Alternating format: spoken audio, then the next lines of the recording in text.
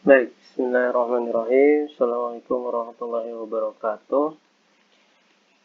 Ini adalah video lanjutan dari praktikum kimia analisis ya.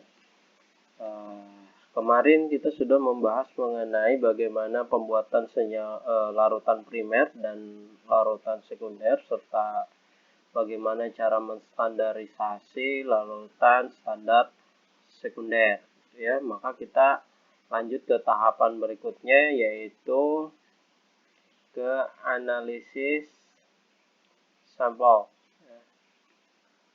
Baik, perlu beberapa hal yang dipahami terlebih dahulu, yaitu mengenai sampel ya.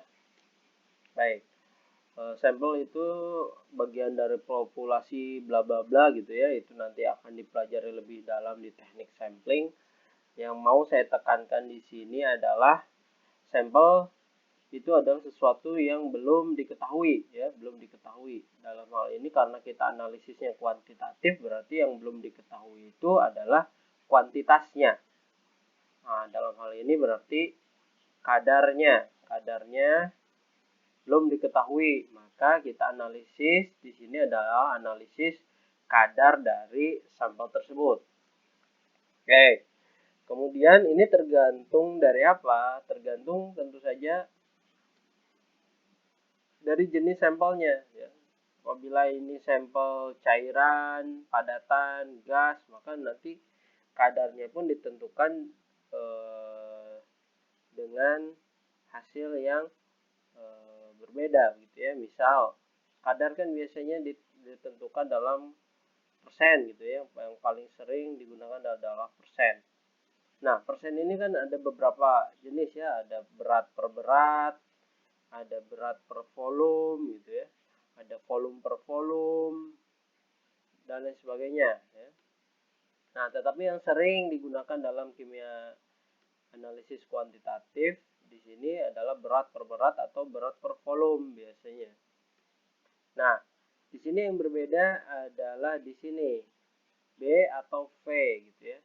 Ini tergantung apa? Tentu saja tergantung dari sampelnya.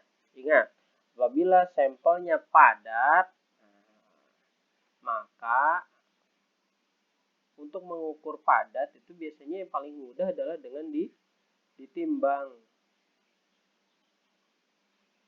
Nah, maka dari timbangan itu kita ketahui apa yang beratnya.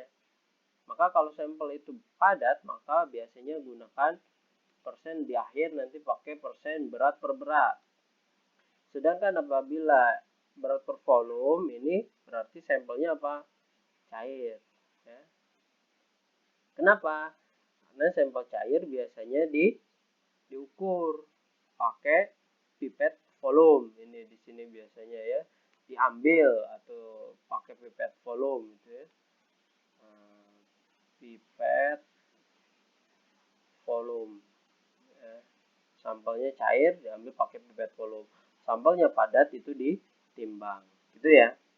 Oke, ini nanti akan menentukan ya ke depannya. Baik, kemudian apabila sampelnya itu belum siap dianalisis, maka sampel perlu dipreparasi. Preparasi sampel seperti apa? Ini nanti juga akan dipelajari di teknik analisis atau teknik sampling ya. Teknik sampling nanti akan dipelajari lebih dalam di sini. Nah, yang ada kita fokusnya di bagaimana cara menganalisisnya gitu ya. Berarti si sampel itu sudah siap untuk dianalisis gitu ya. Misal langsung saja ke contoh. Turunkan dulu. Baik, contoh misal kita memiliki sampel cair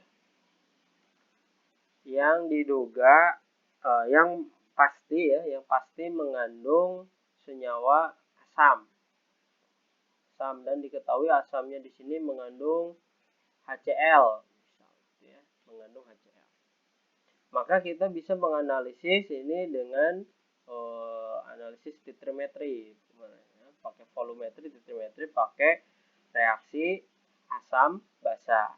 Ya, setelah dibuat larutan primer asam oksalat itu, dibuat larutan sekunder NaOH, kemudian distandarisasi dan lain sebagainya, maka sampel cair asam ini bisa kita analisis.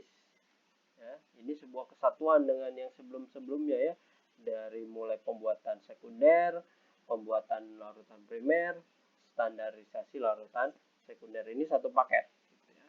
Baik, sampel cair asam mengandung HCl gitu ya. Kemudian yang perlu dilakukan apalah, karena ini sampelnya cair, maka perlu diambil sejumlah volume tertentu. Pakai apa? Pakai pipet volume. Misal mengambil volumenya, pertama ambil misal 1 ml. 1 ml sampel. Kemudian kita masukkan ke dalam Erlenmeyer. Masukkan ke dalam Erlenmeyer, volume tepat 1 ml. Kemudian apakah perlu ditambahkan air? Boleh, karena kalau 1 ml kemudian langsung kita titrasi, nanti si warna itu akan sulit untuk dilihat karena volumenya terlalu kecil. Maka boleh kita tambahkan air. Pak, nambahkan airnya sejumlah berapa? Bebas, silahkan saja. Karena volume air di sini insya Allah tidak akan mempengaruhi dari volume titrasinya. Misal kalian, apakah menambahkan airnya harus tepat? Oh, tidak perlu terlalu tepat ya, tidak masalah, tambahkan saja sampai apa? Sampai kira-kira volumenya bisa Anda amati dengan baik. Gitu ya. Misal tambahkan 10 ml gitu ya.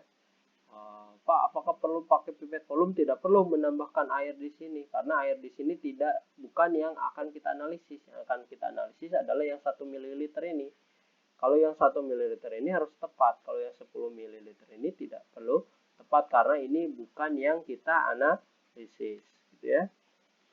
Oke, masukkan 10 ml air misalnya, sehingga volumenya bisa kita lihat. Setelah itu kita masukkan indikator.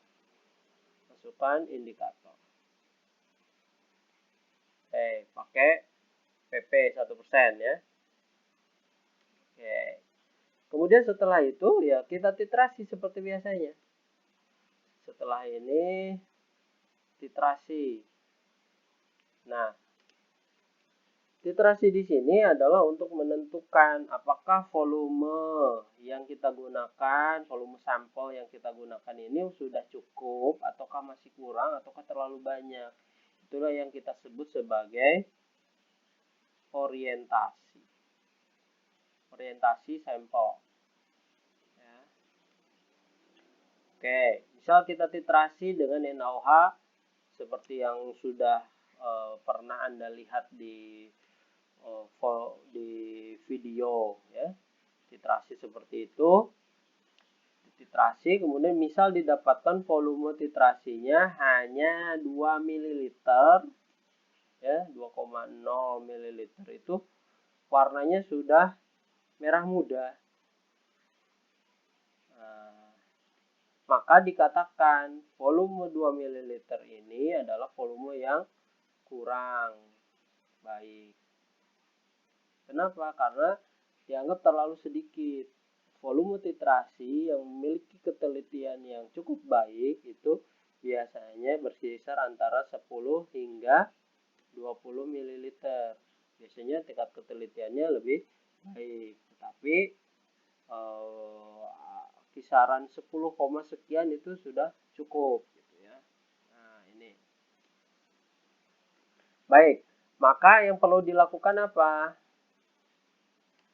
Nah, karena tadi kan 1 ml sampel itu jadinya titrasinya hanya didapatkan 2 ml gitu ya. Maka perlu berapa agar ini 10 misalnya? Berarti harus berapa kali lipatnya? Ini ke sini 5 kali kan? Maka ambillah 5 ml sampel. Untuk yang berikutnya minimal ini 5 ml. Pak, kalau saya mengambilnya 10 ml boleh tidak?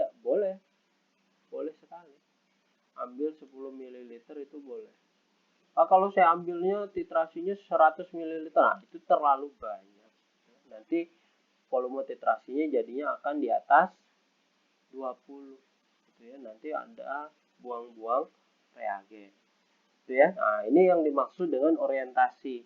Jadi pertama kita tidak mungkin langsung tiba-tiba langsung tepat dapat volume titrasinya 12 mili gitu ya, bagus.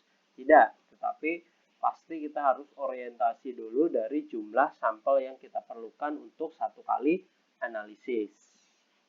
Itu ya. Oke. Itu saja untuk video yang pertama, fokus di orientasi sampel. Sekali lagi, ketika Anda mau melakukan analisis, orientasi sampel ini akan cukup krusial sehingga sampel itu tidak terbuang percuma dan kita lebih efisien dalam melakukan analisis. Ketika Anda tidak melakukan orientasi, maka Anda akan kebingungan nanti menentukan berapa banyaknya sampel yang seharusnya dilakukan analisis dalam satu kali analisis. Nah, orientasi sampel sekali lagi menjadi faktor yang cukup krusial dalam melakukan analisis. Gitu ya. Oke, terima kasih. Assalamualaikum warahmatullahi wabarakatuh.